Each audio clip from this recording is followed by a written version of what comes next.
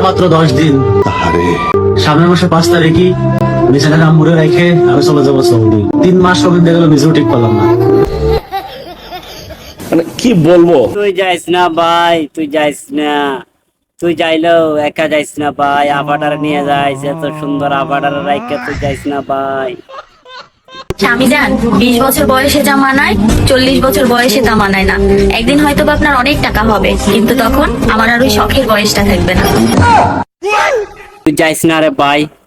কিছু কি বুঝছস যে কি বুঝাইলো তোর এই কথার মাধ্যমে? জানি না। 20 বছর পরে এখন যে 7টা 5 যে আনন্দটা আপারে দেশ, 20 বছর পরে এই আনন্দটা আপারে দিতে পারবি না। নিঃসন্দেহে তুই ঠিক কথা বলেছিস। ঠিক আছে, তো আপার এই আনন্দটা মাটি করিস না।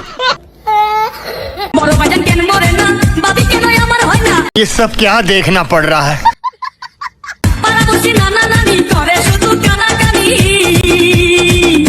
খেলবো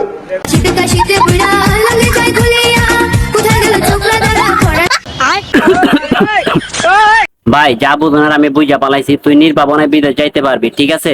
আমি ভুল বুঝছিলাম। আমি ফাও মাঝখান দিয়া তোদেরকে উপদেশ দিতেছিলাম, দরকার নাই। তাই ভাই তুই বিদেশ যাইতে পারবি, নির্বাবনে যাইতে পারবি, তুই বিদেশ যা।